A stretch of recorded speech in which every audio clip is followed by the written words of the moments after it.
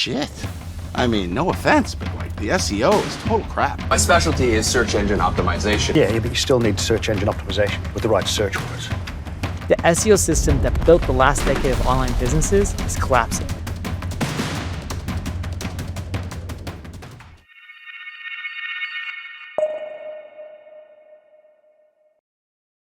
SEO বা search engine optimisation digital মার্কেটিংয়ের দুনিয়ায় অত্যন্ত গুরুত্বপূর্ণ একটি বিষয়। গুগল যখনই বড় কোনো পরিবর্তন নিয়ে আসে তখনই একটি ভবিষ্যৎবাণী শোনা যায়, এসইওর দিন বুঝি শেষ হচ্ছে এবার। অথচ প্রতিবারই নিজেকে বদলে নিয়ে টিকে গেছে এসইও। কিন্তু এবারের প্রেক্ষাপট আগের চেয়ে অনেক বেশি জটিল। জেনারেটিভ এআই বা চ্যাটজিপিটি, জেমিনি এবং পারপ্লেক্সিটির মতো টুলগুলো আমাদের তথ্য খোঁজার ধরনকে পুরোপুরি বদলে দিচ্ছে। এআই নিজেই এখন সরাসরি উত্তর দিচ্ছে, যার ফলে লিঙ্কে ক্লিক করার প্রবণতা উল্লেখযোগ্য হারে কমেছে। তাই আরও একবার প্রশ্নটি সামনে চলে এসেছে, তবে কি 2026 সালে এসইওর শেষ বিদায়টা হয়েই যাবে? উত্তরটা হলো না, বরং পুরনো কৌশলগুলো এখন অকেজো হয়ে পড়েছে, আর আধুনিক এসইও এখন আগের চেয়ে অনেক বেশি শক্তিশালী হয়ে উঠেছে। কিভাবে? তাই জানবো চলুন। এসইও মূলত একটি ওয়েবসাইট কন্টেন্ট এবং টেকনিক্যাল আর্কিটেকচারকে এমনভাবে অপটিমাইজ করে যেন সেটি সার্চ ইঞ্জিন বটের কাছে বিশ্বাসযোগ্য হয়।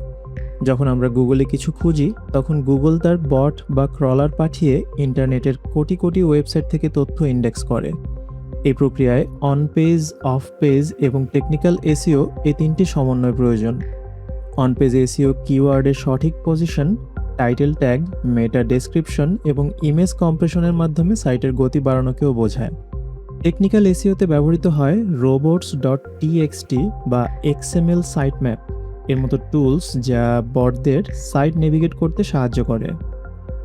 এছাড়া অফ পেজ এসইওর মাধ্যমে ব্যাকলিঙ্কিং ও সোশ্যাল সিগন্যাল তৈরি করে ইন্টারনেটে সাইটটির একটি অথরিটি বা কর্তৃত্ব প্রতিষ্ঠিত করা হয়। এই পুরো মেকানিজমটি ওয়েবসাইটকে কেবল সার্চ ইঞ্জিনের জন্য নয়, বরং ইউজার এক্সপিরিয়েন্স বাড়ানোর মাধ্যমে কনভার্সন বা ব্যবসায়িক প্রবৃদ্ধি নিশ্চিত করে। গুগলের অ্যালগোরিদমই মূলত ডিজিটাল ব্যবসার ভাগ্য নির্ধারণ করে। 2011 সালের বিখ্যাত পান্ডা আপডেট যখন এসেছিল, তখন ধারণা করা হচ্ছিল যে এসইও শেষ, কিন্তু সেই আপডেট মূলত মানহীন এবং ডুপ্লিকেট কন্টেন্ট সরিয়ে দেয়, কোয়ালিটি কন্টেন্টকে পুরস্কৃত করে। বর্তমানে গুগল কন্টেন্টের মান যাচাই করতে EEAT গাইডলাইন ব্যবহার করা হয়, যার অর্থ হলো এক্সপিরিয়েন্স, এক্সপার্টাইজ, অথরিটেটিভনেস এবং ট্রাস্টওয়ার্দিনেস। তাই এখন সফল হতে হলে কন্টেন্টের লেখকের পরিচয়, তথ্যের সঠিক উৎস বা সাইটেশন এবং নিয়মিত আপডেট হিস্ট্রি থাকা বাধ্যতামূলক। যারা একসময় কিওয়ার্ড স্টাফিংয়ের মতো ম্যানিপুলেটিভ কৌশল ব্যবহার করত, তারা এখন বিলুপ্ত। বর্তমানের অ্যালগোরিদম কোয়ান্টিটির চেয়ে কোয়ালিটি বেশি প্রাধান্য দিচ্ছে।